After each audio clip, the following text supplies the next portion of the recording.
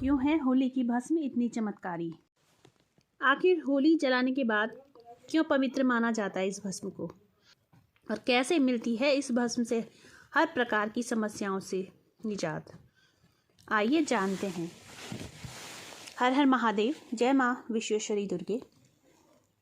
माँ के सभी प्यारे बच्चों को होली की बहुत बहुत शुभकामनाएं। होली आने वाली है और होली के विषय में मैं आपको कुछ बहुत ज़रूरी बातें आज बताऊंगी। होली जलाते आप सभी ने देखा होगा, होली का आयोजन शहर शहर होता है। चौराहों पर होली का जलाने की तैयारी की जाती है और होली की पहली रात को होलिका जलाई जाती है। लेकिन इसमें एक चीज़ और मैं आप लोगों को बताना चाहूँगी कि अगर हम ऐसी जगह पर रहते हैं जहाँ वो स्थान बहुत दूर है जहाँ होलिका जलाई जाती है, तो हम घर पर भी इस आयोजन को कर सकते हैं। कैसे कर सकते हैं मैं शॉर्ट में आप लोगों को बता देती हूँ। आपको एक छोटा सा बर्तन लेना है, या आपका कोई घर के आंगन में कोई ऐसा स्थान हो जहाँ मिट्टी हो, तो वहाँ पर एक पहिया का पेड़ होता है। उस पेड़ का जो तना होता है उसको गाड़ दिया जाता है। उसके बाहर से कोई भी लकड़ी हो, उस लकड़ी के टुकड़ों को बाहर से खड़ा कर दिया जाता है। फिर उस पर गुलाल अबीर छिड़का जाता है। 4-5 दिन तक उसकी रखवाली की जाती है ताकि उसे कोई चुरा न ले जाए, और होली की पहली रात को उसे जलाया जाता है।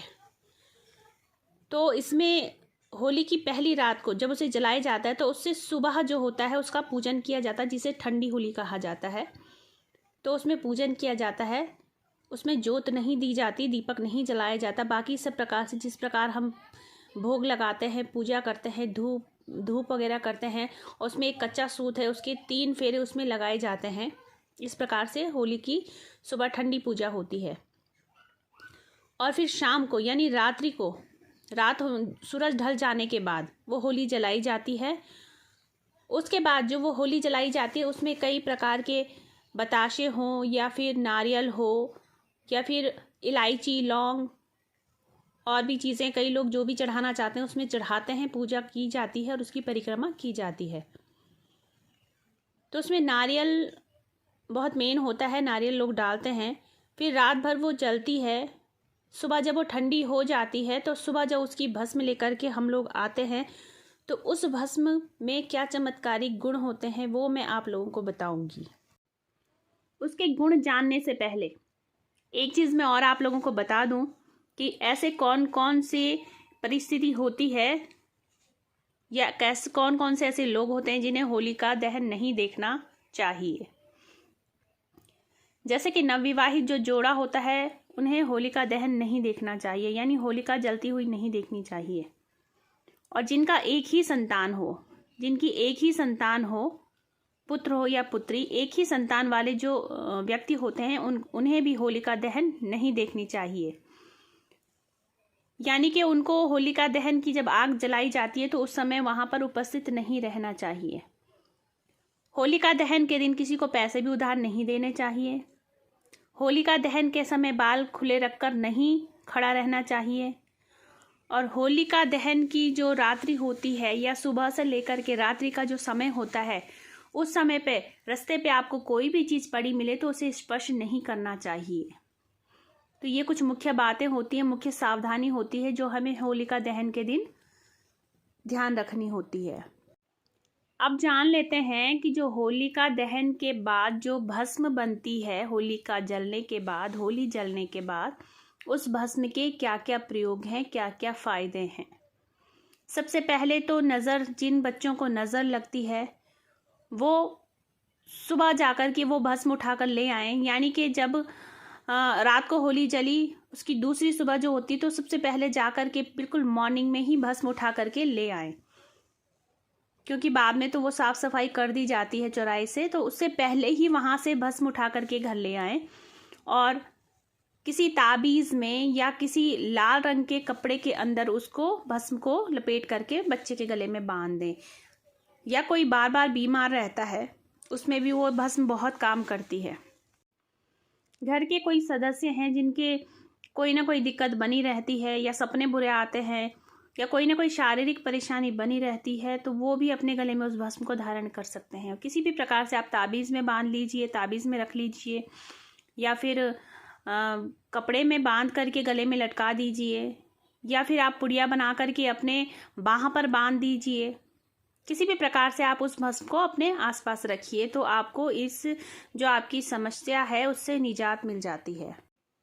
और इसका एक धन प्रयोग भी होता है। होलिका की जो भस्म होती है, इसे अगर आप पीले कपड़े में बांध करके अपने जहाँ पर आप लोग अपना पैसा रखते हैं उस स्थान पर आप रख दीजिए, 1 वर्ष तक इसे रहने दीजिए, तो वहाँ धन की कमी नहीं होती है। जो वहाँ पैसा बना है वो बरकरार रहता है। आप वहाँ से निकालेंगे लेकिन फिर से आयाम इस प्रकार के बन जाएंगे कि वहाँ फिर से आप दोबारा से वापस उसको उतना ही कर दें। तो ये बहुत फ़ायदे हैं इस भस्म के। तंत्र मंत्र में भी इसका बहुत कार्य चलता है। यानी किसी के घर में तंत्र किया गया हो, किसी के घर में भूत प्रेत की कोई ऐसी नेगेटिव छाया हो, तो इस भस्म को पानी में डालिए और पूरे घर में छींटा दे दीजिए 7 दिन तक, 8-9 दिन तक, 7 से 9 दिन तक या 11 दिन तक, 21 दिन तक आप रेगुलर इस चीज़ को करिए।